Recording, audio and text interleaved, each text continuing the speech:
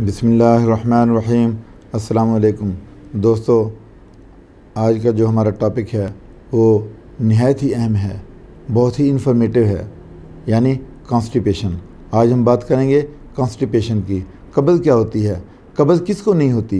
ये सबको होती है। जब आपको फ़ाइबर वाली डाइट लेते ही नहीं तो आपको कब्ज़ ही होनी है, क्योंकि फ़ाइबर वाली डाइट इसमें बेहतरीन रहती है। तो आपका स्टूल पास ही नहीं होता अगर फ़ाइबर वाली डाइट न लें, और बार बार स्टूल होने की नाकाम हाजत होती है। असल में हमारा खाना पीना अच्छा नहीं है, इसीलिए कब्ज़ होती है। यानी कब्ज़ हमें क्यों होती है कि हमारी डाइट में फ़ाइबर मौजूद नहीं है। अगर हमारी डाइट में फ़ाइबर शामिल हो जाए तो हमें कब्ज़ ही ना हो। इसकी हम अलामात देख लेते हैं कि स्टूल पास करना मुश्किल हो जाता है। ड्राई स्टूल की वजह से पेट में शदीद दर्द होती है, और उसके बाद एब्डोमेन में पेन होती है, मैदा फूल जाता है और बाकी रहने वाला स्टूल महसूस होता है। यानी पेशेंट स्टूल के लिए वाशरूम जाता है तो वो मुकम्मल हाजत उसकी कंप्लीट नहीं होती और वो वापस आ जाता है। स्टूल करने के बाद भी उसको हाजत रहती है, फिर उसे दोबारा महसूस होता है, वो जाता है तो नाकाम लौटता है। इसी तरह से सिलसिला जारी रहता है।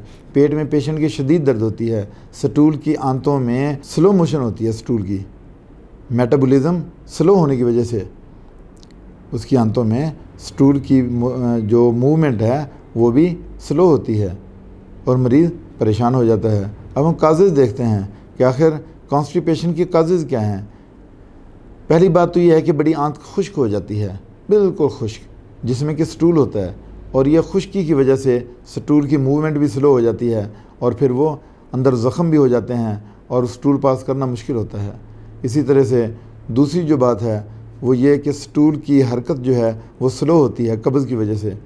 तीसरी बात जो है कि फ़ाइबर हमारी डाइट में शामिल नहीं होती। स्टूल हार्ड होता है, फ़ाइबर ना होने की वजह से स्टूल हार्ड होता है और उसके साथ ब्लड भी आता है। पानी हम कम पीते हैं। एक मेन वजह ये भी है कि हम दोस्तों पानी बहुत कम पीते हैं, जिसकी वजह से हमारा स्टूल हार्ड हो जाता है और कब्ज़ होती है। मुसलसल आंतों में खुश्की होने की वजह से पाइल्स भी होती हैं। यानी ये जो मुसलसल खुश्की आंतों में, यह हमें पाइल्स की तरफ लेके जाती है। और जब आपको ब्लीडिंग होगी, पाइल्स होंगी और खून ज़ाया होगा तो लाजमन आप में अनीमिया भी होगा। इसकी हम मेडिसिन देख लेते हैं कॉन्स्टिपेशन की कि कौन कौन सी मेडिसिन है। सबसे पहले आती है नक्स ओमेगा 30 पोटेंसी में, बार बार ज़ोर लगाने पर स्टूल के नाकाम हाजत हो। दूसरी मेडिसिन ब्राउनिया एल्बा 30 पोटेंसी में, हार्ड स्टूल हो, बड़ी आंत खुश्क हो चुकी हो तो ये उसको बेहतर करती है।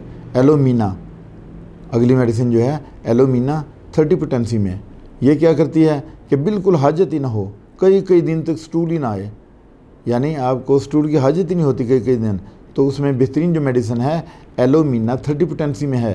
फिर उसके बाद लाइकोपोडियम है 30 पोटेंसी में। जब ये कब्ज़ कुशा है, यानी पेट फूला हुआ हो और गुड़ गुड़ की आवाज़ आती हो, कब्ज़ के दौरान गुड़ गुड़ की आवाज़ आती हो, तो लाइकोपोडियम 30 पोटेंसी में बेहतरीन मेडिसिन है। उसके बाद एक और मेडिसिन है जो कब्ज़ को ख़त्म करती है, वो है ओपियम 30 पोटेंसी में। खुश्क और हार्ड स्टूल हो तो ओपियम 30 पोटेंसी में दी जाती है। उसके बाद फिर पोडोफाइलम है 30 पोटेंसी में। प्रोफ्यूज स्टूल हो यानी बदबूदार, ये जो पोडोफाइलम है 30 पोटेंसी में दी जाती है। फिर उसके बाद प्लम्बम मेट 30 पोटेंसी में है, जब पैरासाइटिक मूवमेंट हो आंतों में, यानी स्लो मूवमेंट हो स्टूल की। फिर उसके बाद एसोफोटिडा है, खट्टे डकार आएँ जब, और खुश्की हो, मुंह से लेकर रेक्टम तक खुश्की पाई जाए, तो ऐसा में एसोफोटिडा 30 पोटेंसी में दे सकते हैं। तो थोड़ा सा ये एहतियात भी करनी है कि ज़्यादा पानी पिएँ, इस दौरान आप ज़्यादा पानी पिएँ। दूसरी बात क्या कि फ़ाइबर वाली डाइट लें, जितना ज़्यादा फ़ाइबर लेंगे उतना ही ज़्यादा आपकी आंतें बेहतरीन रहेंगी, और पानी ज़्यादा पीने से आंतें तर रहेंगी। उसके बाद इसबगोल का छिलका भी आप ले सकते हैं, दही का इस्तेमाल बढ़ा दें। बस यही एहतियातें हैं, इसी से ही 50% तो आराम आ जाता है। बाकी मेडिसिन भी देनी चाहिए, और डॉक्टर जो भी मेडिसिन तजवीज़ करता है उसी पे अमल करना चाहिए। इसके साथ ही आपसे इजाज़त चाहता हूँ। अपना ख्याल रखिएगा। अल्लाह हाफ़िज़।